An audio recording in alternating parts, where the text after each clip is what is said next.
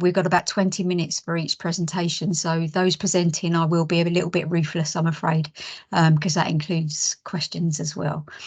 And we will kick off with John and Rosie, and I'll let you introduce yourselves if that's okay. Hi guys.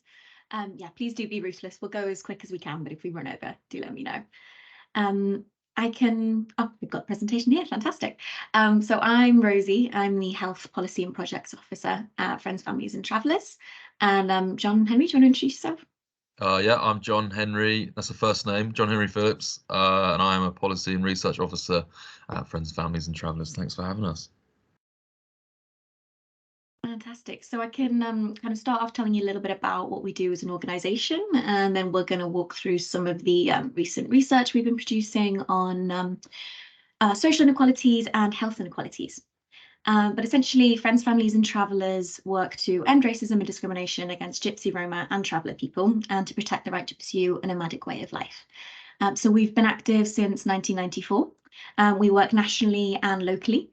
And we support individuals and families with direct casework, youth outreach, that kind of local work as well. And then nationally, we work in policy, advocacy, campaigning, and we offer trainings as well. So we investigate and expose unfair treatment, advocate for equal rights, and empower individuals to challenge inequality. That kind of training I mentioned, we educate professionals to provide fair access to services. And we celebrate Gypsy, Roma and Travellers' rich history, culture and contributions to society, and share this with the wider public. We use all this to create a compelling case for change for a safer, more just society for Gypsies, Romas and Travellers. And at least half of our trustees, staff, interns and volunteers are Gypsies, Roma and Traveller. And you'll see as well some of the artwork that we've got dotted through the presentation today is from one of our kind of resident artists at FFT, Elijah Vardo. And we can move on to the next slide, please. Lovely. So as I say, we've got two kind of channels to our work. We operate on a more local level to do direct outreach and support work. And then nationally, we work to transform systems and institutions to address the root causes of inequalities. And we divide our work by four main areas. We have health, because we believe that everyone should receive the support, care and treatment they need with the compassion, respect and dignity they deserve. Hate, because we believe everyone has the responsibility to stand up against hate, prejudice and negative stereotypes, and that the government has a duty to prevent and punish discrimination and hate crime. We also work on accommodation. We believe that everyone has the right to a safe and adequate living conditions, and that the government has a duty to facilitate the nomadic way of life. And we also focus on education. So we believe that every child and young person has a right to learn in a safe environment, free from bullying, and that is affirming towards their culture and way of life. Can we have the next slide, please? Thank you. And John Henry's going to take over for this bit. Yeah, I'm going to take over. I'm going to try and fire through this because there's quite a bit and we're short on time. So I don't know how many of you are familiar with Gypsy, Roma and Traveller communities, or if you know anyone from those communities or work with them. But a little bit of background I think is quite important. So the term Gypsy, Roma and Traveller, which is often used as GRT, encompasses various communities. So you've got Romany Gypsies, which is English Gypsies and Scottish Gypsy Travellers, Welsh Gypsies or Welsh Cale, and Romany people more widely, Irish Travellers, New Travellers, Boaters, Showmen and Roma. So it's very vast, and that can lead to some difficulties. As it says here, use of the GRT grouping presents the same issues as the use of BAME because it fails to show the diversity of these groups and the fact that obviously they are completely, in a lot of cases, completely different groups. Romany Gypsies and Irish Travellers are totally separate from each other. They have similar attributes and similar cultural traits, but they are two very separate and legally protected ethnic minorities. Obviously, they all share nomadism as a trait. But as it says here, although members of these communities have increasingly moved into bricks and mortar housing over the years, and the 2011 census for England and Wales recorded 74% of Gypsies and Travellers as living in houses, flats, masonettes, or apartments. Are we showing this video, Rosie? Is that what we're doing now? I don't think so, but it's there as a resource if anyone wants to look at it. Yeah, it's a very good video. We'll send all this stuff around at the end. Next slide, please. So a little bit about nomadism and Gypsy and Traveller communities. I think it's important to talk about the sort of side of it. So there's an estimated 300,000 gypsies and travellers in the United Kingdom. The census tends to show up a lot less because obviously with such a discriminated group, people are reluctant to record their ethnicity for various reasons. But out of these, only around a quarter of them actually live in a caravan or a mobile structure. 3/4 of gypsies and travellers live in bricks and mortar accommodation. I am from a Romani gypsy background. I have never lived in a caravan, so it goes to show. I think some of the issues sometimes is people just think everyone lives in a caravan, but that is not the case.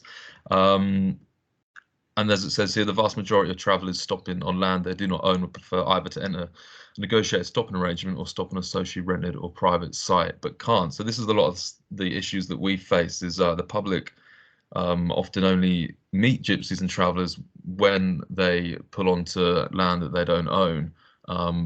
And the reaction is obviously very negative, but what it fails to address is that that's the sort of tip of the iceberg, and there's a whole sort of systemic,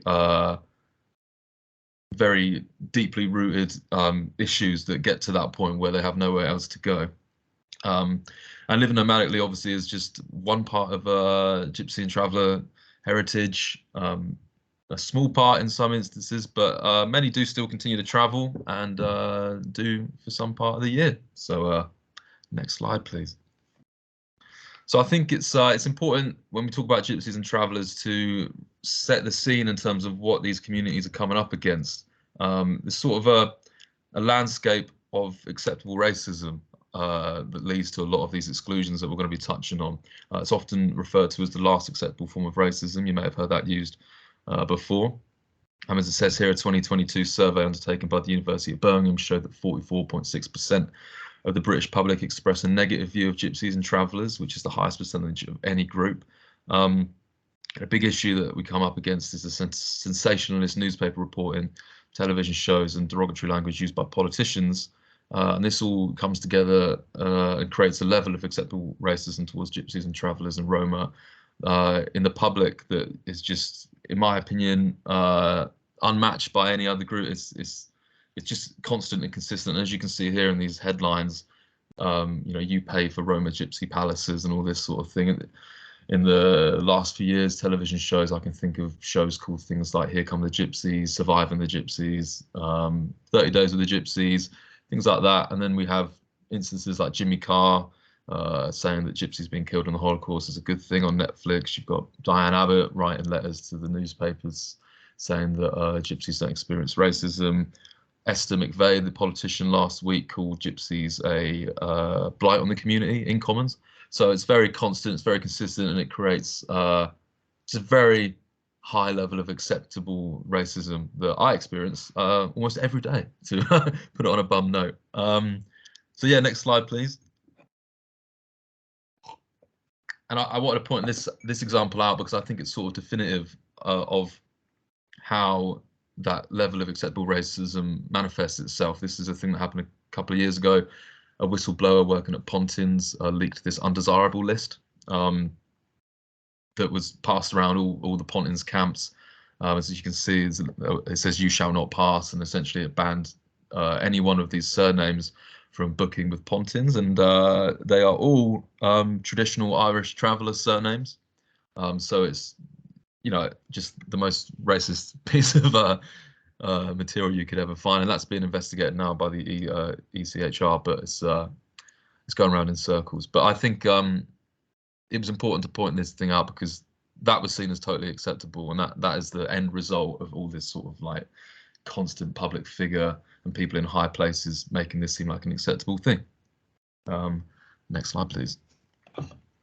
So we're going to touch upon some social and economic inequalities. If you could, next slide again, please. So some of the work that we've been doing recently, we're just going to highlight quickly. So one of the things we did recently was we collaborated with the Centre on the Dynamics of Ethnicity to produce this piece of work, which is the Evans survey, essentially.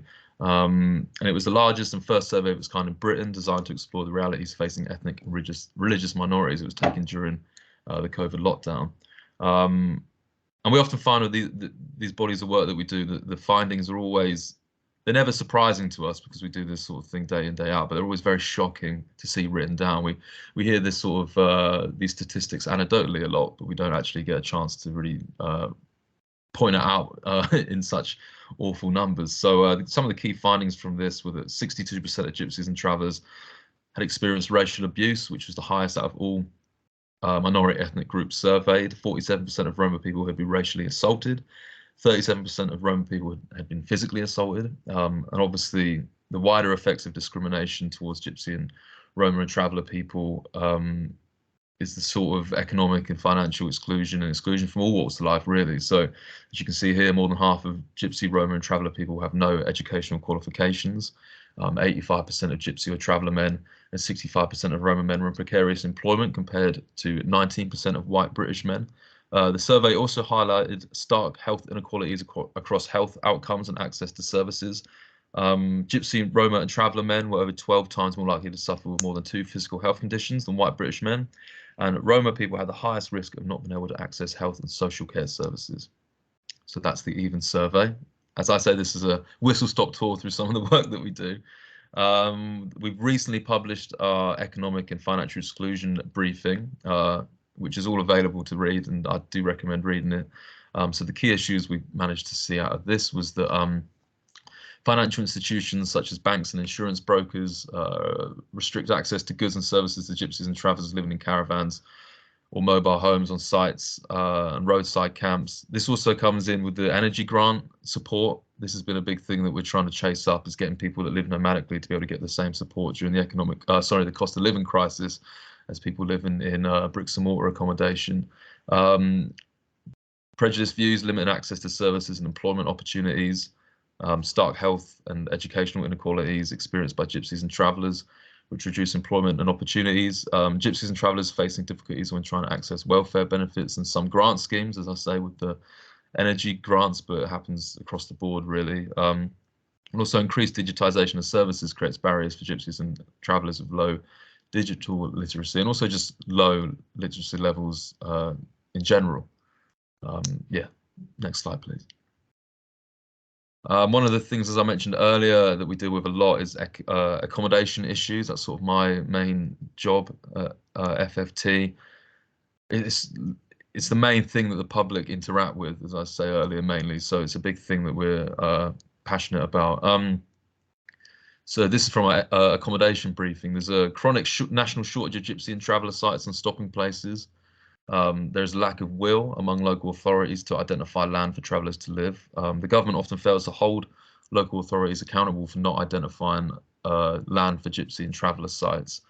We've recently dealt with the change in planning definition of gypsies and travellers, which for a long time made it incredibly difficult for gypsies and travellers to get given places on waiting lists and things like that, although we've recently managed to overturn that. Discrimination within the planning system means that gypsy and traveller site applications are disproportionately rejected. I don't know the statistics off the top of my head, but it is essentially the majority of applications for gypsy and traveller sites are just denied.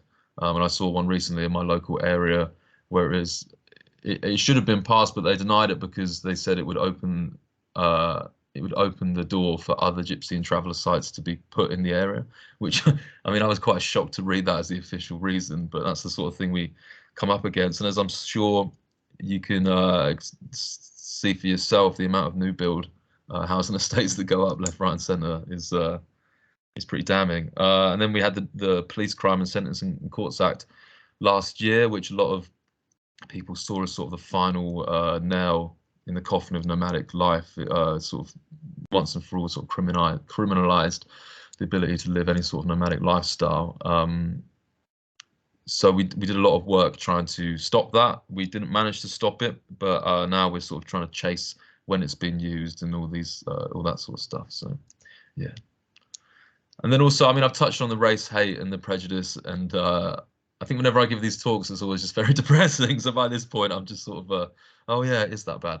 But this is from our race hate and prejudice briefing, which obviously is a huge amount of the work that we deal with. And it's a massive issue in getting any of it taken very seriously at all, because as I say, there's a level of acceptable racism, not just in the public, but in some of the institutions. So the key issues we found from this was that Race hate towards Gypsies, Roma and travellers is common, but hate crime and incidents are underreported, with low levels of confidence in the effectiveness of reporting race hate.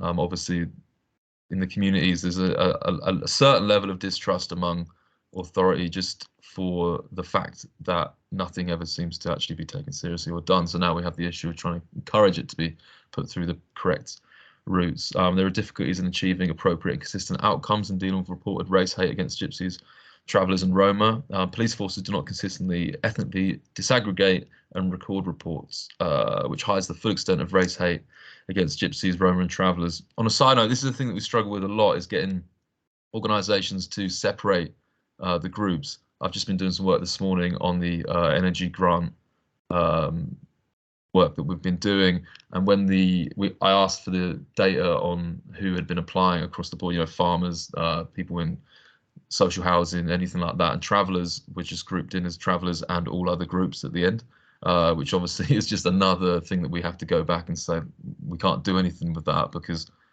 not only have you grouped it in with every other group, whatever that means, but you also haven't separated travellers from Gypsies, travellers, New Age travellers, things like that. So that's always an issue.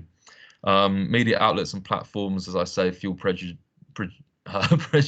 views against Gypsy, Roma and traveller people, and lack effective mechanisms for addressing and removing hate speech. We tried very hard and wrote a lot of letters to get Jimmy Carr's joke about Gypsies dying in the Holocaust removed from Netflix, but it's still up there. So elected officials normalize and legitimize racial hatred through the use of inflammatory language. As I say, just last week we had to deal with that again with Esther McFay, and I had it to my face in Parliament just a couple of weeks ago in a meeting that definitely shouldn't have happened. And then lastly, many Gypsy, Roma and traveller children experience racist bullying at school, with more work needed to challenge prejudice from a young age in educational settings. Yeah, I think this might be my last slide. It is. So I'm going to hand it over to Rosie now. Thank you very much for listening. Thanks, John Henry. So yeah, the health and social care side of things is my main area of work. I know we're a bit tight for time, so I'll rush through this as quickly as we can.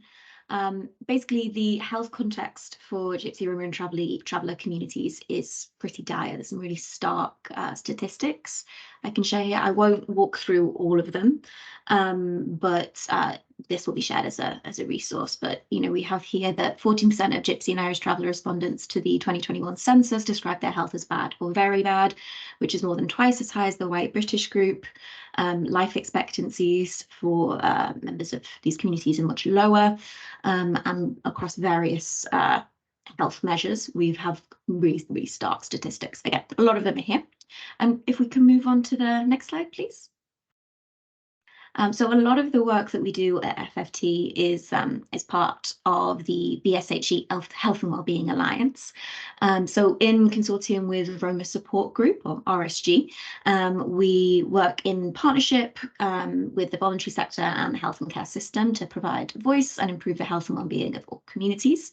And so it's jointly managed by the Department of Health and Social Care, the UK Health Security Agency and NHS England. And there's 18 BCSE members that represent different communities who share protected characteristics or that experience health inequalities.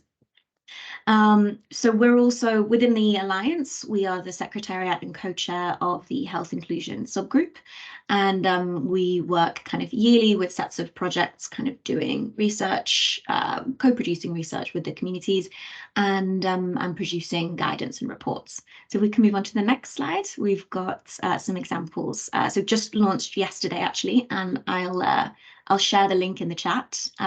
We've kind of published our report on inequalities in the maternity care system faced by Gypsy, Roma and traveller parents. So some of the key issues we identified were a lack of effective communication and accessible information, and this relates often to high rates of low literacy, language barriers and digital exclusion. There's also lots of barriers to accessing and maintaining continuity of care. That's particularly true for patients who are nomadic, but it's also true across the board. There are issues relating to the wider determinants of health that are often linked to some of the issues we spoke about earlier, relating to housing and accommodation. Discrimination was a major factor, both kind of direct and structural within public services. There's, because of that, a major fear and mistrust of public services and state bodies generally. There's also a lack of awareness and accommodation in state services around cultural norms, and high levels of stigma and taboo within the communities relating to perinatal mental health, as well as barriers to access for mental health support. There was also really striking kind of rates of cesarean birth, miscarriage, pregnancy loss, and or child loss reported by the research participants we worked with. And there were also really high rates of classical galactosemia among infants born to Irish traveller parents specifically. So if anyone is also able to share this in any relevant networks, that would be really appreciated. As I say, the link's in the chat. And if we can move on to the next slide. So for the next year, we have 3 core projects that we're working on alongside some other kind of smaller scale projects. Our main one is building on that report and our research into maternity inequalities, looking at infant feeding. So we're going to be developing guidance on tackling inequalities for Gypsy Roma and traveller communities in maternity services, particularly relating to infant feeding and peer support, as well as early information. And we're also going to be developing some kind of culturally pertinent and accessible resources for parents on infant feeding and their different types of support that are available. We also have another project on social prescribing, so we'll be developing guidance for link workers on engaging with our communities and diversifying workforces. And then we have a third project on looking at digital enablers, so investigating the kind of key factors that do enable people to use digital tools and resources, especially in a primary care context. And we're going to be developing some best practice guidelines and standards for the development of those tools and resources to improve accessibility. And can we move on to the next slide? Thank you. Another area of our work, which is kind of linked to the Health and Wellbeing Alliance, but will be continuing ideally beyond it as well, is the kind of inclusion health self-audit tool that we've developed. And this is, we've got one for primary care networks and one for voluntary sector organisations. And they were developed in collaboration with some of our brilliant partner organisations. So you can see some of their icons up on the slide there, but each of those represent a different inclusion health group. And each of them contributed some insights to the development of the tool and the kind of advice and guidance that it provides. And so based on responses to the self-assessment tool, we delivered and tailored inclusion health trainings for different PCNs. These kind of offered an introduction to inclusion health groups, as well as some recommendations for kind of developing more accessible services. And then from that tool, some of the outcomes, we have 100% of the respondents to our survey about the tool said that the guidance provided helped their practice improve in terms of healthcare for inclusion health groups. Some of the actions that were taken as a result of the tool include taking on further training, updating resource databases, signing up to the Safe Surgeries training by Doctors of the World, and conducting talks with teams about further support, as well as updating different kind of registration forms and paperwork. We also had practices make kind of a standard practice, kind of double length appointments for inclusion health patients, and kind of adjustments to how they manage the needs of inclusion health patients. So including reminders on patient files if they need things like interpreters, for example. Can we have the next slide, please? I think this might be our last one. Yeah, so that's the kind of last of the slides we've prepared, but if anyone has any questions, I'm not sure how much time we have, but we'd be more than happy to take them.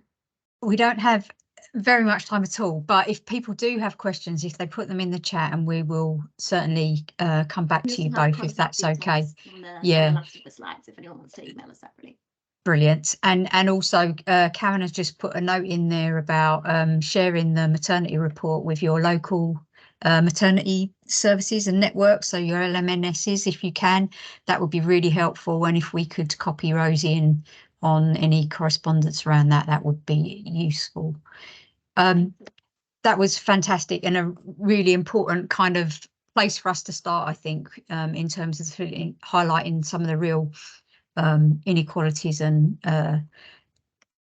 pure discrimination faced by those communities. So thank you for that. And we will move on because we don't have much time. So we'll pick up with next with Alex, and I'll let you introduce yourself too, Alex, if that's okay. Thank you. Yeah, that's great. I'm gonna put my slides up as well because I've got my notes on them. If that's okay, so I'll just bring those up now. Yeah, thanks for having me come along.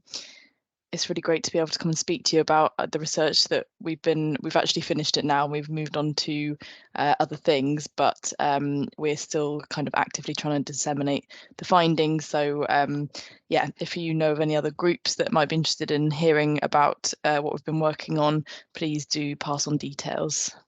So I'm from the Office for the National Statistics. We are a qualitative research team. And we sit within the Centre for Equalities and Inclusions. So there's a group of qualitative researchers and statisticians, but my team work specifically on qualitative research. And we work to ensure that the data and evidence that is available for protected characteristics groups and others at risk of disadvantage who are affected by social and policy issues, and we look at how multiple characteristics come together to shape people's experiences. We do this primarily by implementing the recommendations of the Inclusive Data Task Force, who are an independent group who were convened in 2020 by the National Statistician. And they were tasked with developing recommendations on how best to make a step change in the inclusivity of UK data and evidence. The task force identified some critical data gaps and also some key population groups who were underrepresented in UK data. And one of those groups were gypsies and travellers. Just to note as well, I think the previous presentation kind of explained all of this for me, so I won't go into detail, but the work that we did was just with gypsy and traveller communities. So the needs of Roma communities were identified as being quite different, and because this is a focused qualitative piece, we just worked with gypsy and traveller communities in England for this research. So I know because we're a bit short of time, I'm not going to do too much of the kind of intro stuff, but just to give you a bit of a flavour of the kind of work that we do, the recommendations of the Inclusive Data Task Force, which I've just mentioned, all kind of contribute to the programme of work that we're undertaking. And there are two particular recommendations which feed into our work.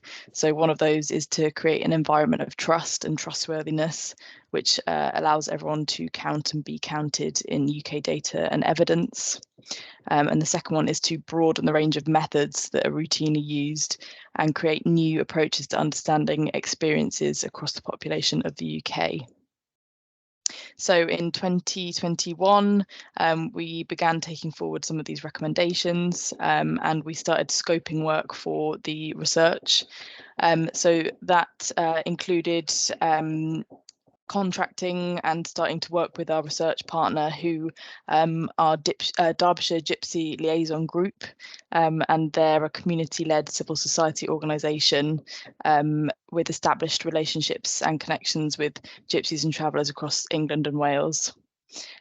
We also established an advisory group, which included community members, civil society organisations and academics, and they all provided invaluable input into the approaches, ethics and methods that were used throughout the research. So I think my slides have got a bit mixed up here.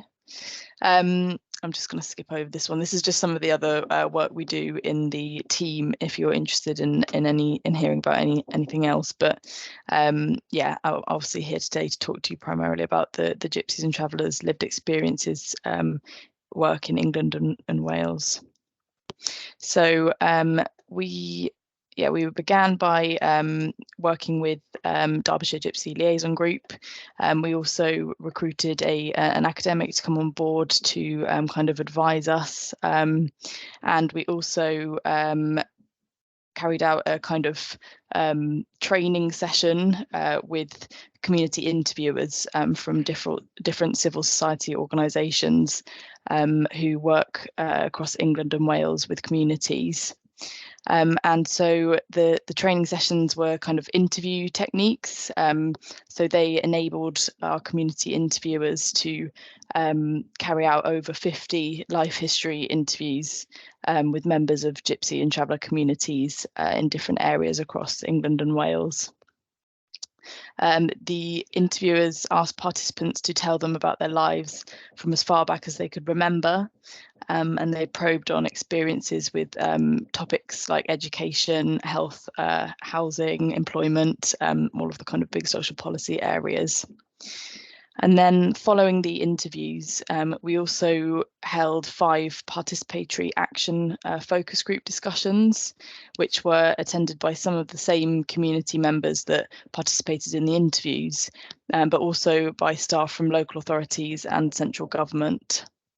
So within these groups, findings from the interview stages were presented, and ideas were generated towards potential solutions and ways of moving forward. So a key benefit of this research and the approach we took was the participatory element. So it was really important to us that the research was carried out with, not on, community members. And so we designed the research to mirror this by commissioning a community group to partner with us and by working with the community interviewers. We also had a lot of input from our advisory group, and we conducted review sessions throughout the research and throughout the analysis and the write-up, which was also co-produced by our colleagues at DGLG. So in December 2022, we published a 7-part report on the ONS website, alongside a short video of the findings, to ensure that the research information was accessible for everyone, and particularly for anybody who had any literacy issues. So obviously one of the 7 reports was experiences relating to health. So I'll just go through some of the key findings, and there's a link in the PowerPoint to the report if you want to read in any more detail.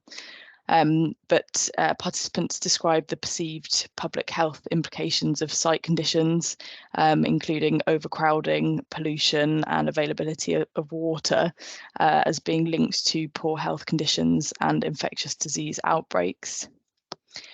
So there were some approaches to self-management of health, and they were described as being passed down through generations. That appeared to have changed over time, and experiences engaging with the healthcare system were also described. So home remedies being used for minor ailments and seeking healthcare if health deteriorates or doesn't improve through self-management approaches. And while health-seeking experiences weren't universal, participants spoke about many seeking healthcare only when very unwell. So you can see a quote here from one of our focus groups. So delayed healthcare seeking was particularly described among men, and women also spoke about needing female practitioners for certain health needs, which could undermine their seeking health services. Participants also highlighted the importance of preventative approaches and earlier interventions in healthcare. So this obviously has kind of policy implications for health outcomes of gypsies and travellers, as well as cost-saving implications for the actual provision of services. So they were for things around cancer screening, vaccination programmes and antenatal care. So quite linked to the PowerPoint, the presentation previously. So barriers to healthcare were obviously a big topic of conversation, and they related particularly to accessing primary care services like GPs, which could undermine access to routine immunisations and preventative care, and lead to delayed diagnosis and treatment. And many people described anticipating and experiencing difficulties registering with or accessing a GP without a fixed address. Some who worked with civil society organisations said that there was an option to register with a GP practice using the surgery postcode, but that practice didn't appear to be widely known or to be experienced. Participants described having difficulties navigating systems which were necessary to access help and treatment, particularly relating to computer and literacy challenges, especially with the increased move to digital services, like using texts for arranging appointments and other things like that. Some people described moving to settled accommodation for access to health services, even if it was against their broader wishes or cultural values. Others talked about travelling really long distances to access a familiar GP, or relying on accident and emergency services. People also spoke about experiencing barriers to emergency services themselves and health visitors coming to sites. So a few people talked about delayed access to emergency services or experiences where ambulances would only visit sites with police escorts. And so I suppose this all kind of feeds into trust in health services and healthcare. So fear of police presence appeared to really undermine trust and feelings of safety and engagement with health services generally. Participants described concerns around the potential for negative social judgments and the potential for the involvement of social services when accessing healthcare, with fears of children being taken into care as a result.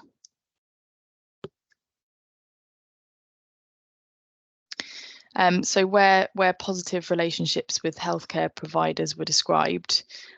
So, for example, earlier I said about travelling long distances to see a familiar, trusted GP. So we had one person tell us that they travelled from the Midlands all the way up to Scotland if they needed to see a GP because they had such difficulty trying to find a GP close to them.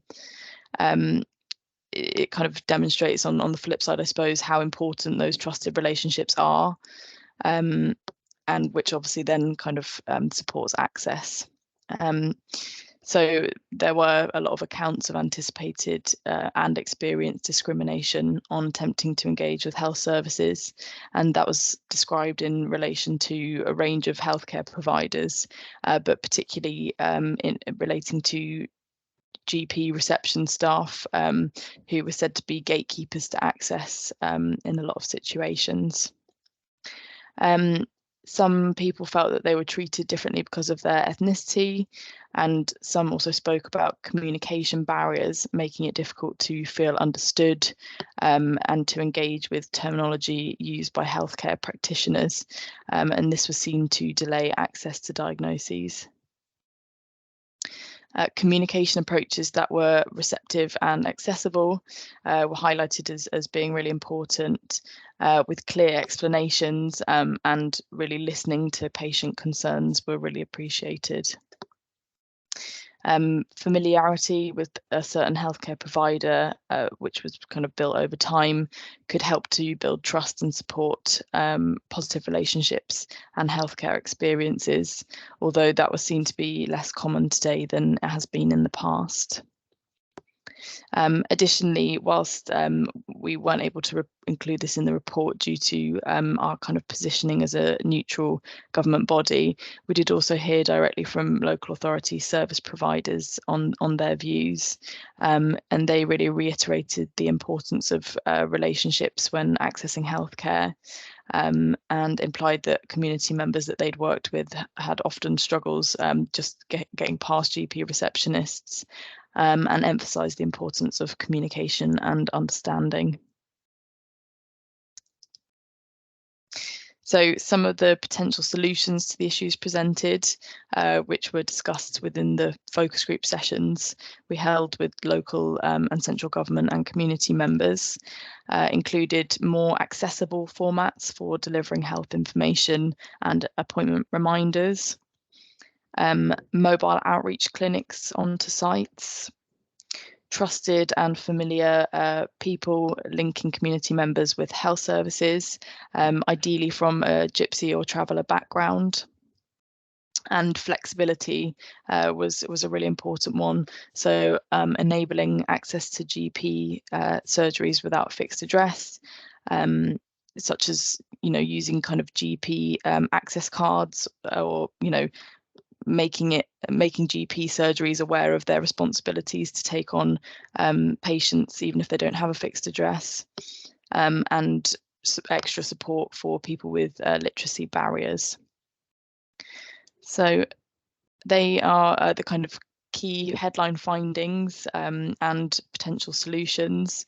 I'm happy to take questions, but I know time's a bit tight, so if you want to email any to me, I can take those away and get back to you. I've just put my email address back up on the screen there. I'll also, yeah, hopefully send a link round to the report so you can read it in full. That's fantastic. Thanks, Alex. If there's a burning question, we've got literally 2 minutes. So if anybody does have a burning question they'd like to ask now, then we can pick one up. But otherwise, as Karen's put, if you do put your questions in the chat, or we can link up with Alex directly after if there's anything further. I think really important point about GP access, and reiterating that you can access GP without a fixed address, and I know it was a big thing for us during the pandemic, and we were able to circulate some of that a lot about all of our inclusion health groups, but particularly important with this group. So we need to keep pushing that with our primary care colleagues. If no one's got anything burning, we'll move straight on to Rachel, if that's okay with the UKHSA update. Great, thank you. I'll just share my slides as well. If you could let me know that they are sharing correctly and you can see them, that would be great. While that's hopefully coming on. I'm Rachel Markle. I'm one of the consultants in communicable disease control for the South East Health Protection Team and UK Health Security Agency, and I'm here with Sarah Locke, and the two of us together are the vaccine preventable disease leads for the South East. Just checking that you can see my slides and they're showing as a kind of slideshow. Yes, they are. Thanks. Great, fantastic. So in the 20 minutes I've got, I'm hoping that we will have some time for a bit of discussion, but I'm going to start with just some of the backgrounds of challenges. I won't go over things that the other speakers have already covered really beautifully in their talks already. I've got a couple of case studies, and then mostly really want to talk about measles this year, as we're anticipating an increase in cases over the next couple of months, and spend some time discussing any steps we can take together about that. So just a bit of background on health protection and UK Health Security Agency for those people not so familiar with it on the call. We're responsible for protecting people from biological, chemical, radiological, nuclear, and mostly infectious diseases, particularly for us in the South East in the health protection team. And so that means we take notifications of infectious diseases, notifiable infectious diseases across the whole of the South East, and manage clusters, outbreaks, as well as other threats. And then thinking about that, particularly for these communities, there are a couple of particular challenges. So one is around access to prevention, and the data's not always brilliant, but I've given an example here, and my slides will be shared so people can have a closer look as they would like. And the graph on the right here shows vaccine uptake of those routine vaccines that everybody's offered as a baby in the general population in red, and in the traveller communities in blue, which shows a really stark difference. So as well as perhaps not having access to those prevention, there's also can be for some infections a much higher chance of being exposed to illnesses as well. And again, I've given an example here of a study that was done looking at measles cases in Thames Valley, and found 100-fold increase in incidence in measles within the Gypsy traveller communities compared with the kind of wider population. So a couple of particular challenges and things that we think about when we're thinking about how we support those groups in particular. this page links to the Improving Roma Health Guide, which again is linked on there. We've already talked about some of those barriers to accessing healthcare, registration refusal, as well as the discrimination and sometimes additional needs around language and literacy that aren't always taken into account. And so there is really a call for us within the health community to look at taking further action on that, making sure communication's appropriate, taking time to build trust and making sure that there is access as there needs to be, as well as working with other services that are more adept and used to doing that, particularly for this community, and also thinking about how services are commissioned and making sure that right from the start of those services, it's all taken into account. So hopefully that's just a bit of a reminder for all of us. And then moving on to a couple of case studies. Firstly, hepatitis outbreak, and what this graph shows is a number of hepatitis cases that were seen within Ireland, actually, but we did also have some cases in the southeast that were linked to this outbreak in 2020. And I've highlighted here a couple of the learning points that came out of the summary of that outbreak that were particular challenges for hepatitis A. One was around access to, particularly in permanent sites, to good hand washing toilet facilities that were private, and limitations to those did lead to some spread in this outbreak, as well as high degrees of mixing and large numbers of close contacts, case under ascertainment, and we've talked about some access issues and reasons why perhaps we're not always aware of each and every case, and that's true of every outbreak, I think, but particularly this one here with hepatitis A. Issues around literacy rates and access to vaccination clinics, and making sure that those are accessible at the right time, at the right place for everybody that needs them. And then using a kind of a local measles example, and I suspect some people on the call will also remember back to the measles outbreak in Surrey in 2010, and a couple of the particular challenges that came out around that. And it feeds into what Alex was saying just now around trusted healthcare professionals. So one of the real successes of the response to that outbreak was a very trusted and involved nurse at one of the local GP practices who was able to build trust with community, provide vaccinations in a way that was accessible, and having that was a real value in the response to this particular outbreak. We also had some challenges in terms of return rates of kits. So each measles case gets a surveillance sample posted through their letterboxes or to their home addresses, to return a kit for surveillance purposes, but it's quite complicated in terms of everything that needs to be done and written on the forms, and a video was put together to kind of support that, which also I think was a positive that came out of this. And we've talked about large numbers of contacts and contact tracing. So in order to follow up cases that are exposed to measles, it's worth saying that if we get in quickly to somebody that's been exposed to measles and can offer vaccine within a couple of days, or immunoglobulin if people are particularly vulnerable within several days, that can prevent them getting ill with measles or prevent them getting so unwell with measles. But we need full details on all contacts and names, dates of birth, ways to contact them, which is always challenging and was particularly challenging as part of this outbreak.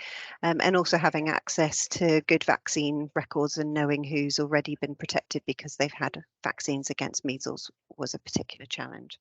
So that's just a couple of case studies, and then hopefully we'll get some time to talk about measles this year and what we're anticipating over the next couple of months.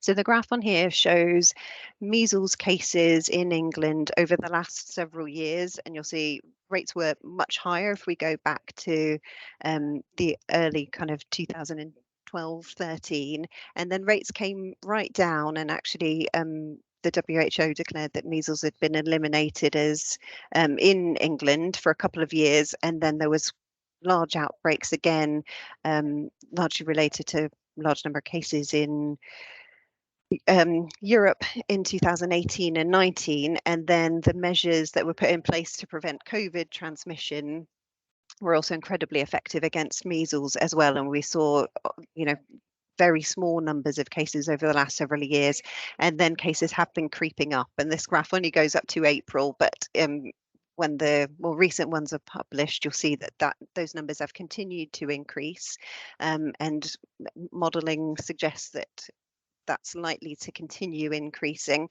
particularly over summer when people are travelling again to countries where measles is more common, and undertaking more kind of mass gatherings around festivals, etc., when we know measles can spread much more easily. So with that in mind, we're looking at how we can help prevent the impact of that anticipated measles increase. The other thing we're saying, and mentioned here about MMR uptake, so the measles, mumps, rubella vaccine is a 2-course vaccine that provides lifelong measles immunity and is incredibly safe and effective, and part of the national programme offered to babies after their first birthday and then just before entering primary school. But there is no upper age limit, and if people haven't had measles infection or the MMR vaccine, they can be offered the MMR vaccine at any age. Those MMR rates have been decreasing over the last 10 years. As with other vaccine programs, the MMR uptake was really disrupted over the COVID pandemic, both in England but also internationally. And that's really why we're expecting to see this large increases, that we've now got a much larger a cohort of people that have never been exposed to measles and haven't had their MMR vaccine and are incredibly susceptible, because measles is a really infectious viral illness that can be associated with very severe complications. So it's not a kind of a harmless childhood illness as it was once thought. It can lead to very serious complications. And the outbreak in 2018 did lead to a number of deaths in Europe as well. So I'm just going to move us on to think about what we're doing about it now. So both the World Health Organization and UK Health Security Agency have called on health services, public health, etc., to take action on measles now, and think about how we can increase our MMR uptake, both in our general population, but also in the health workforce and other services that are supporting vulnerable communities to make sure that their staff are also immune. A reminder about being alert for signs and symptoms. So measles is a notifiable infection, and UK Health Security Agency should be notified anytime measles is suspected. And as I've mentioned, testing will be arranged when that happens, to confirm if it is measles, and we'll follow up again. As I've explained, we can offer post-exposure treatment or prophylaxis to those that have been exposed to prevent them getting measles or becoming very unwell with it if they are. And also just thinking about how we can work with other agencies to prepare ourselves for when we do start seeing cases, to make sure that the response to cases, clusters and outbreaks is much slicker. So I've put on here the contact details for our team as a bit of a reminder that we should be getting notifications of all cases, my contact details, and also linked to some resources. So there's some really good leaflets and posters for all kinds of different settings, healthcare waiting rooms, education settings, etc., that can be used as a reminder to people. So I think I've left myself good about 10 minutes to have a bit of a discussion. So a few things that I think it would be good if we're able to go through today. One around sharing contact details. So I'm really keen to develop a directory of charities, traveller liaison, staff members, etc., that we can contact when we hear about cases, when we hear about clusters, so that we've got good lines of communication, because responding in the heat of the moment in the middle of an outbreak or a challenging situation is really difficult. And if we're able to make those links now, I think that would be hugely beneficial, and aware that there is a fair amount of turnover in all teams. But I think as we're anticipating the summer to be quite busy, I think now's a good time to start pulling that directory together. Would also value the thoughts of people online today about the best way of disseminating information. And I think splitting this up into the prevention side of things now, so reminding people about getting vaccinated, reminding them to look out for signs and symptoms and contact us. if they do suspect measles, but also thinking about actually what's the best way of disseminating information once we're aware of an outbreak and it's started going on. You know, do letters work? What kind of media is being used? We've already talked about the value of trusted individuals on site, etc. So that face-to-face interaction, what's the best way of organising that? Third question is, how can we work together on measles, any other health protection challenges? We've touched on hepatitis A, but that's certainly not exhaustive, and measles is on our minds, at the front of our minds for the next several months, but certainly not the only thing.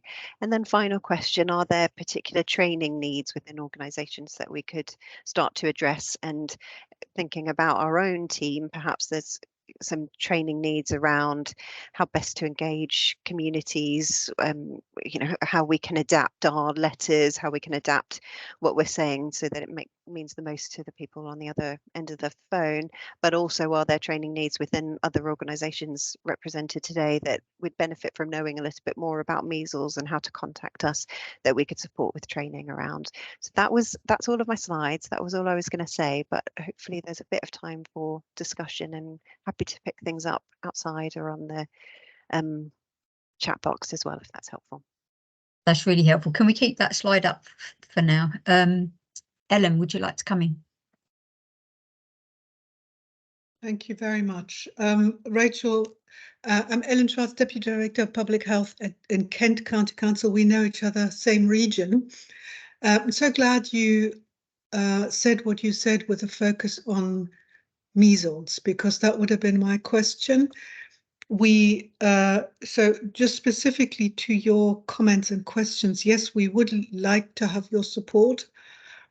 We're missing some communication material specifically around measles for adults, young people, and children, well, through their families, of course.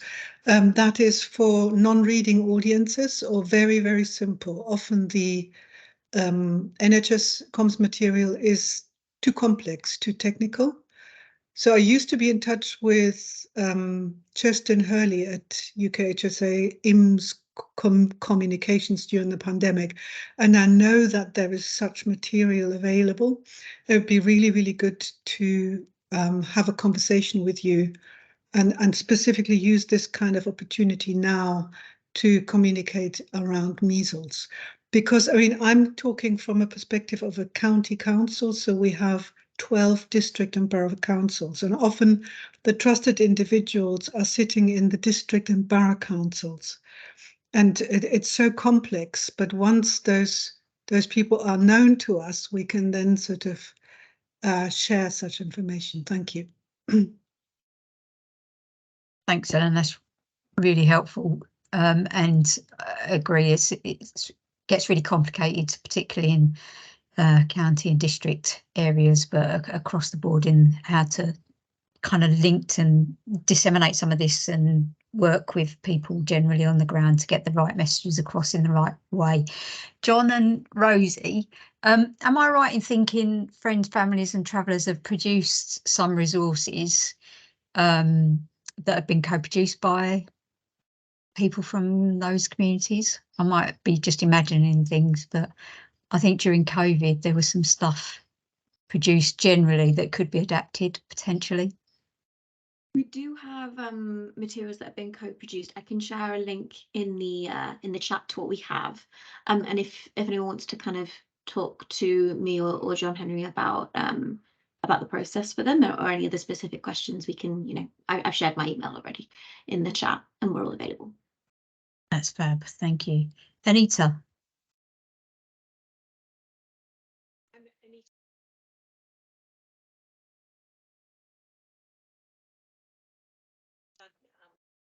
Can't hear you very well, Anita. Is your mic? Apologies. That's better. Thank you. Sorry about that. I've been having all sorts of difficulties today.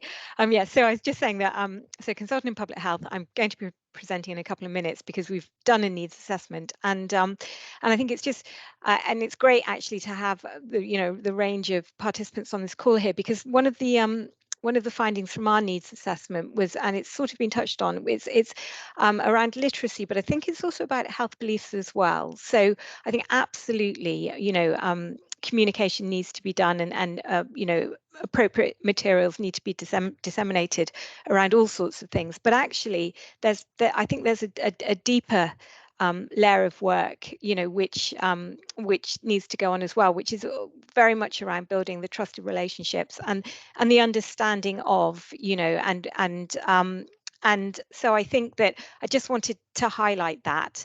And then on a much more practical term as well, that we've got very good relationships with our site managers in Kent. So we can certainly sort of work with UXA around that in terms of, you know, being able to get into some of these communities to help their work. Yeah, completely agree. Thanks, Nita. In terms of best, Rachel's kind of question about sharing key contact details and things like that, how do people feel the best way of putting that together might be on, and how that might work? So I'm mindful that there are a lot of us and you.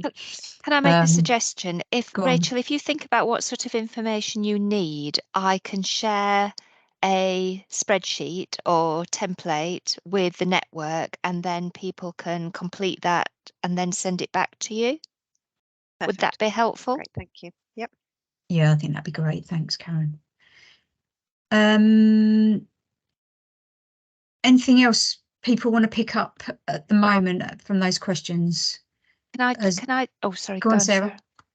I guess it's just a question from me. Is the best, like, if we had an outbreak and we needed to, I guess, get information either about what might be happening on the site and trying to identify who the contacts were, etc., and then also that bit around the trust, if we're going to, say, for example, go and do a vaccination initiative on site, etc., is the traveller liaison nurse, or excuse my ignorance for what I think somebody mentioned, that is that the best person for us to potentially link with in the first instance? So if we were to have an outbreak control team meeting where we were deciding what we were going to do to manage something, or even if we had a single case and we needed to work with somebody who would be trusted by that particular community, is that the best person for us to link with?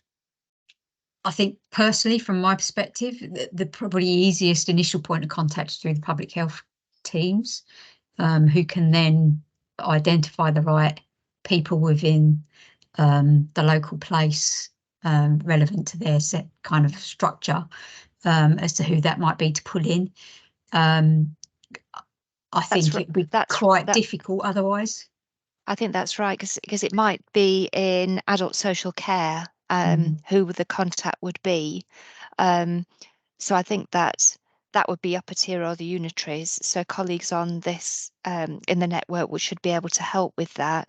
And I think the other thing is, I don't know how much contact colleagues on the call will have with their communication teams, but that could be, I'll pick up with you, because maybe it's a conversation with Mike as well, in terms of how you can resurrect some of the communications networks that were in place pre-pandemic, maybe resurrecting some of that, and that will help you, because even if they won't necessarily do the work, they would probably know the key person within the organisation who to speak with.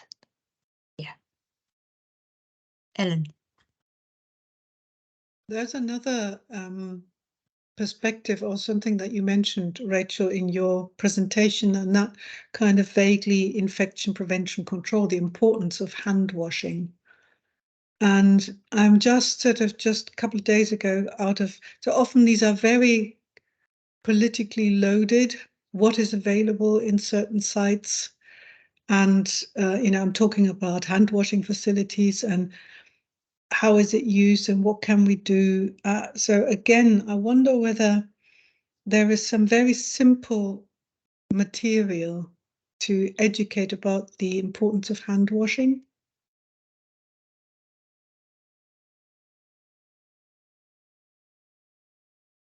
Yeah, I'm sure there is. Rachel looks like she might have frozen a little bit. Right, I will. Hello, Rachel, you're back. Yeah, and I'm happy I can take that offline with Ellen and our communications team around that kind of general comms, but also specific measles comms. I think it's important to pick up. Brilliant. And we'll have these questions when the slides get circulated. So if people do have any thoughts on some of the questions we may not have really got to, then let's share with Karen in the first instance, and we can make sure it gets to the right people. If that's okay, Karen. Yeah. Giving your name there. Yeah, no, that's absolutely fine. That's brilliant. Thanks, Rachel. Let's move on. Anita. Thank you. Thanks, Karen. Could you project the slides for me, please? I can. Bear with me a second. Thank you. So just to reintroduce myself, I'm Anita Jolly. I'm a consultant in public health. I'm here today to present the findings of a Gypsy Roma traveller health needs assessment. Now, I just want to reference my colleague Megan Abbott, who can't be here today because actually she has done the lion's share of the work for this, and it's a very robust and important piece of work. I'm just going to turn my camera off whilst I present and then turn it back on again.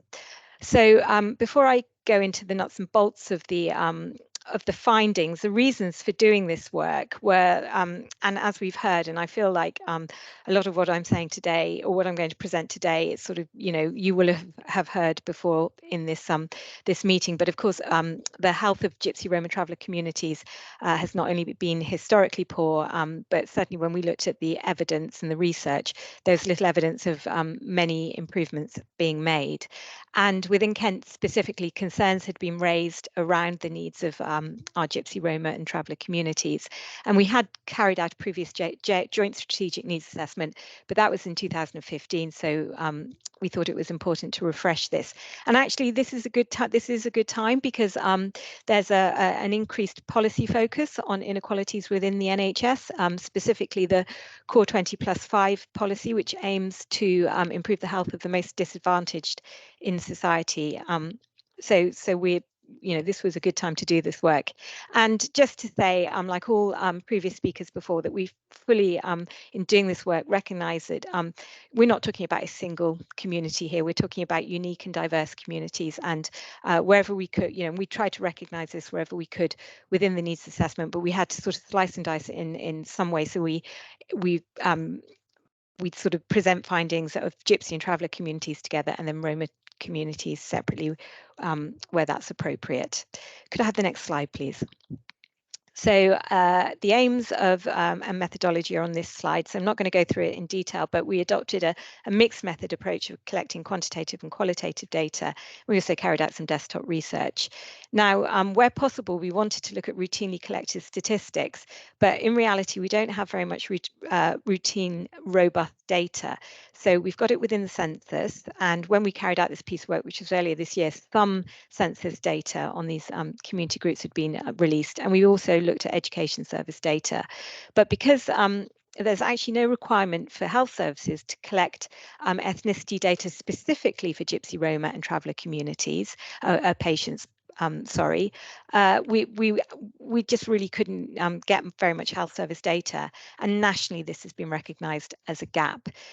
So as a result, the needs assessment was focused on qualitative data, and this was obtained from a variety of professionals and community advocates who work closely with Gypsy, Roma and traveller communities across Kent. So we're doing this needs assessment in two waves. This is wave one, where we spoke to professionals who work with communities, and then in wave two we actually want to do a little bit like the ONS research, some more participatory research with community members themselves. And we decided to do it that way because actually, again, building trust is really important. We didn't just want to come into communities and say, tell us about X, Y, and Z without really having an idea of, sort of without thinking about, in having done some very detailed work about going in and actually thinking, well, what is it that we want to speak to our communities about?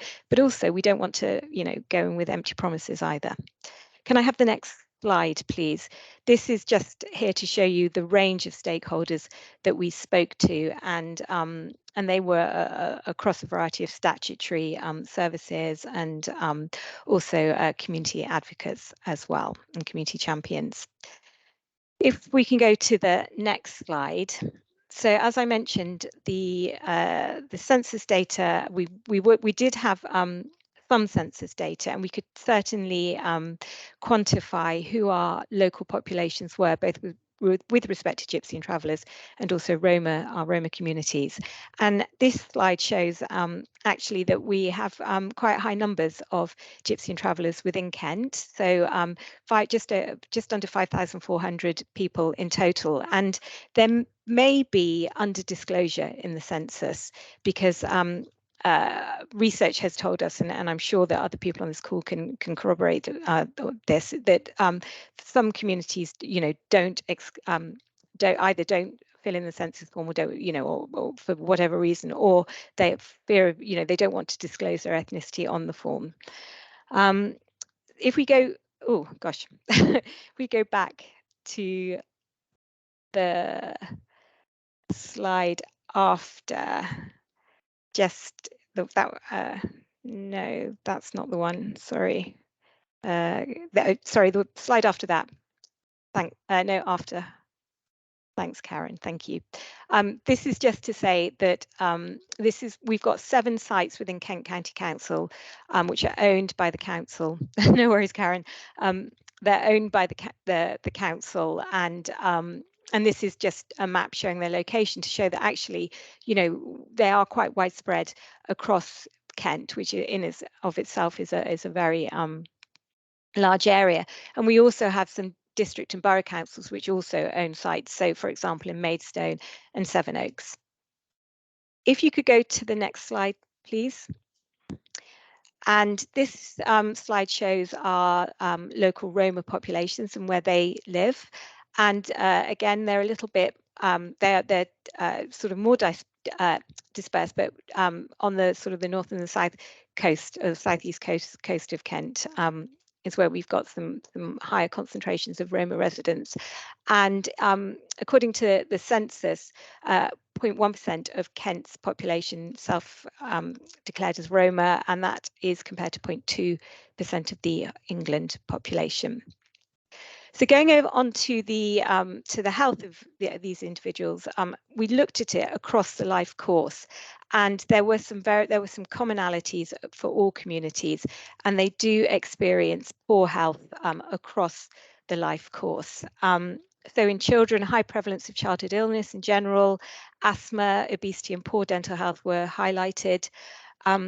And also early symptoms of childhood illness often went unrecognised, which led to later presentations and even more entrenched sort of chronic disease and low immunisation uptake. In adults, low uptake of screening services, particularly cancer, cervical screening, and cancers, again, diagnosed at a later stage. And this was actually triangulated by some patient survey data that we had, which showed that for all Gypsy, Roma and traveller respondents, 6% of individuals highlighted that they had experience of cancer, compared to all other respondents where it was approximately 3%. And so there was a feeling that, that individuals from these communities were not attending screening services, had poor access to screening services, and were and therefore presentations were later. High prevalence of non-communicable diseases, heart attacks, high blood pressure, strokes, diabetes, and again exacerbated by chronic disease management. And then for older people, multiple comorbidities were reported, and at an earlier age than you would maybe expect in the general population. And there was the importance of all communities caring for their elders, and so that was highlighted. That older adults were unlikely to be placed in care homes, and also high undiagnosed dementia rates as well. Next slide, please.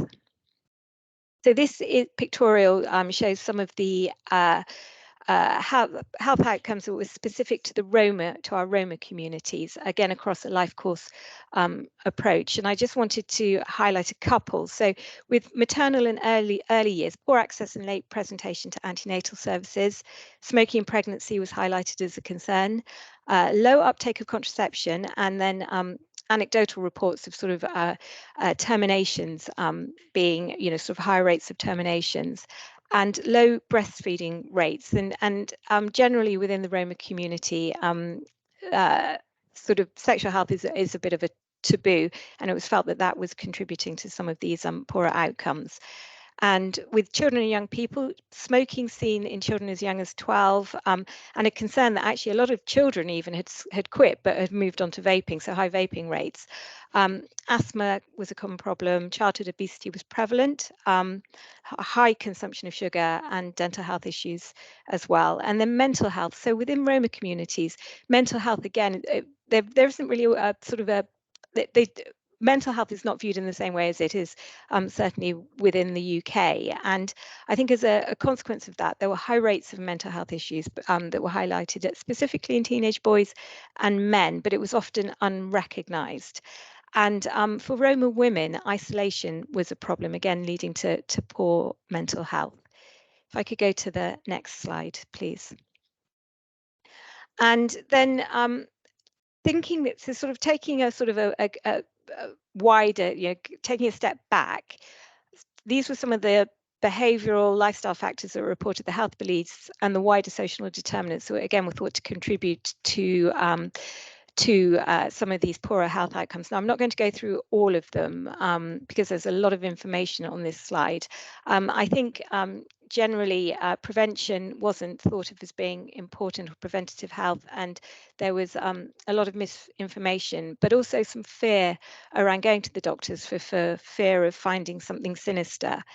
And from the wider determinants, especially for our Roma community, well, for all of our communities, there's big intersection, I think, between poverty and also, some of the unique issues faced by these communities. So high unemployment rates, low attainment, English in the younger generations, not so much of a problem at all, but obviously in some of the older generations, partially illiterate and relying on younger generations for translation. A distinct hierarchy within the community and cultural traditions regarding gender norms, which sort of fed into some health-seeking behaviour. And then concern around poverty and housing issues and insecurity. And a concern that there's a lack of understanding within this community regarding what they're entitled to in terms of help and support. If you could go to the next slide, please. So turning now to the Gypsy and Roma traveller communities, and again across the life course, maternal and early years, and this has been said before, actually, this has been highlighted before just in this afternoon, that anecdotal evidence of cases of infant mortality were seen on site. High rates of gestational diabetes, postnatal depression was recognised as a big problem for children and young people. Autism and ADHD were discussed, as was relatively high levels of dyslexia. Young people's mental health was raised as a concern, high rates of anxiety and depression, sometimes related to bullying at school, and how attending a state school can, this was raised by one participant, can often exacerbate feelings of isolation, anxiety and depression. Adults, as I've said, low uptake of screening services, and again, some cultural taboos around surrounding sexual health and contraception, and some of these were attributed to religious beliefs. And mental health, there was concern around mental health and unmet need. Many individuals had been affected by suicide or bereaved by suicide, and there is but although this was sort of less accepted in the community writ large, it was reported that there was a positive shift noted in younger generations towards a greater understanding of mental health. Next slide, please. And again, looking at some behavioural health beliefs and wider social determinant findings. Not going to go through all of these. but to say, and certainly in terms of wider and social determinants, and it has, as has been discussed before, there was concern highlighted around site conditions, poor water sanitation, high levels of pollution and air quality, and overcrowding, which was thought to contribute a lot to some of these health conditions. And manual labour was the most common form of employment recognised amongst men, but it was recognised it was very precarious as well, which again, it feeds into that intersect between poverty and other adverse life experiences. And just to say around education, because this is somewhere that we do actually have some sort of quantitative data, and the most recent education data for this is Gypsy, Roma and Traveller children as a whole within Kent shows us that they've got the worst educational outcomes of all ethnic groups at Key Stage 2. And in 2021, approximately 1/3 of children and young people in reception year 6 and secondary school up to year 11 amongst these communities were removed from the school roll. And the highest rate of permanent exclusions, so 7.5% in our Gypsy Roma Traveller communities versus 2% Kent average. So they really are stark inequalities. Could you go on, please, to the next slide. Now, I've got a lot of slides with a lot of quotes on, and I'm not going to go through all of them because it's very difficult to condense. It was such an enormous piece of work that Megan did. So, but I just want to say, and really, I mean, this slide, this was the biggest theme that came up about in barriers to accessing healthcare, because there are some real significant barriers to accessing healthcare, and trust came up time and time again. And this was across all communities, and stakeholders discussed issues of racism and discrimination, and stakeholders also talked about interventions, how trust could be built. And really, it's about taking the time. It's about having trust, key individuals, trusted relationships, organizations showing to community members that, they are inclusive and welcoming. So that was a really important finding. If you could go to the next slide. So literacy and language was also mentioned as a barrier. Next slide, please. And then navigating the system. I mean, very hard, for a variety of reasons. And some of it was about having, leading a nomadic way of life, and not being able to make routine appointments. Some of it was about not being allowed, able to make routine appointments because they didn't have a fixed address, even though we know that should not be an issue. And then for our Roma communities, especially the first generation, just how complex the healthcare systems are as well.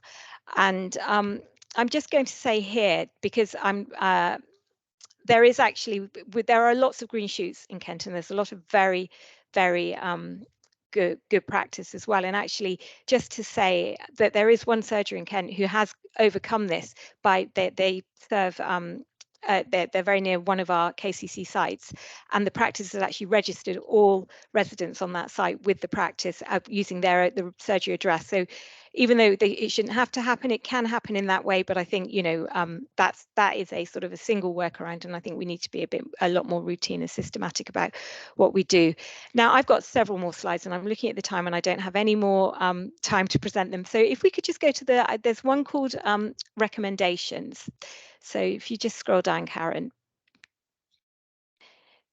Right, here we are. So I think so we made loads of recommendations on the back of this needs assessment, and I'm just going to go through them very quickly now. So instigating and monitoring Gypsy, Roma and Traveller ethnicity reporting in health, social care and VCSE services across Kent. That's absolutely vital. They are invisible in our data sets, and that should not be the case. Using policy and levers and system leadership to develop a system-wide approach. And as I said, we've got, it's a good time now in Kent. We've got an inequalities, the ICB has, sort of got, you know, an inequalities group, and you know, there are systems now where inequalities are really being taken seriously, which, you know, is great news. Joined Up Working just to say as well, we've developed a community, or we'll be starting a community of practice and a network of practitioners to share best practice, and then these are sort of their headlines, but we actually had, I think it was something like 3 pages of recommendations. So I'm going to stop there. It was a real whistle-stop tour. That's absolutely fantastic, Anita. Thanks ever so much for sharing that. And there's a huge amount there to unpack. And I'm sure, hopefully, your needs assessment stuff will be shared with the group. I think that stuff around developing culturally competent services and organisations is really important, and it's definitely something that came up during COVID as well. And I know Sussex did quite a bit in relation to contracts in general practice, and you know, building in that what a culturally competent service might look like from a general practice perspective. And but I think there's a long way for us to go to think through that for this group in particular, and for other inclusion health groups that have similar overlapping kind of barriers and challenges. We're rapidly running out of time. We've got 3 minutes. If there's anything burning people want to ask Anita at this stage, then we've got a minute or two, but we will also share any questions that appear in the chat to pick up afterwards. Sarah's asked a question, Emma. So service provider, yeah, I'm happy to say, I mean, totally get the work on the needs assessments, and obviously there was all the qualitative research done earlier, but I'm just wondering, if we went to them and said, what are the 3 biggest things that would make the difference for you, what would those groups say? Would it be different?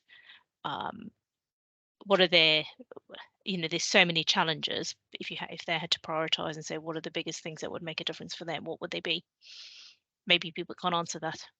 I just feel, in some ways, I feel like we're making all the recommendations, and we've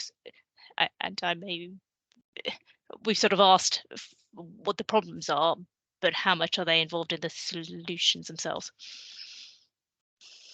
Can I just quickly speak to that from a Kent perspective? Because I mean, I think you're absolutely right, Sarah. And that is one of the reasons I think, you know, I mean, we just, I think it's what we know in Kent is, and certainly, you know, certainly through our the stakeholders that we spoke to, one of the big issues really is sites, you know, and living conditions. And I think that, you know, what we want to do within Kent is we want to actually sort of be able to sort of take these findings and be able and to sort of sense check them with our community members to really get to the bottom of, you know, not just in terms of your sites, but, you know, when you think about, you know, the, you know, wider health issues and whatever, you know, I'm not really speaking very clearly here, sorry. I think I agree with you, Sarah, we don't know, but we do need to know, and we're going to do that through a community participatory needs assessment. It's a short answer. Don't forget, we've got John Henry and Rosie on the call. If you wanted to say anything. Absolutely, and I think it builds on what Rosie and John were talking about earlier in terms of that co-production piece, but that, you know, that trust is a massive thing, and if that isn't there from the outset, and we can't find a way to build that trust with particular communities, then no matter what we do, there will always be these barriers. But Rosie and John, I don't know if you want to come in.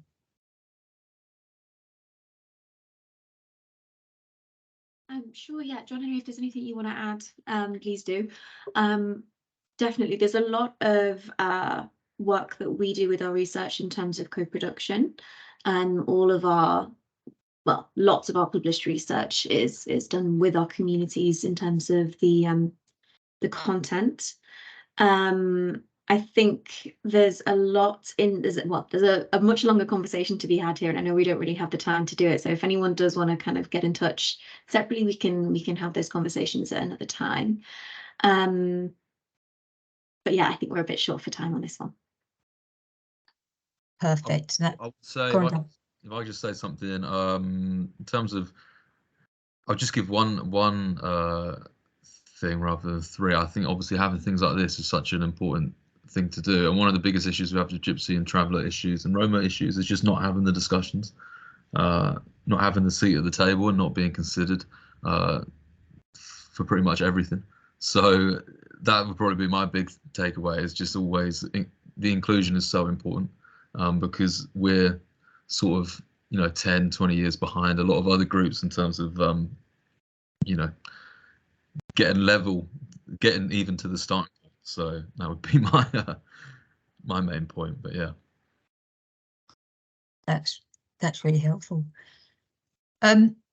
We've run over slightly, so unless there's any other business, I think we will draw things to a close. I've seen a couple of questions that we'll pick up outside and follow up outside, but just leaves me to thank you all speakers for your brilliant presentations and really. Can I come in? Oh, somebody's chipping in. Sorry, yes. go on. We can't see where you are actually. Yeah, Karen, it's me. It's Prince. Oh, Prince. Hi, Prince. Sorry. Go ahead. Hi. Sorry, just a quick question. I'll be interested in the whatever was used for the needs assessment. I'll be interested to get a pro forma. Oh, you mean for the Kent Health Needs Assessment? Yes. Yes. Yes. I'll put you in touch. Whatever the tool they used to carry it out, I'll be very interested. I will put you in touch with Anita and Megan, Prince. Wonderful. Thank you. Okay. Fabulous.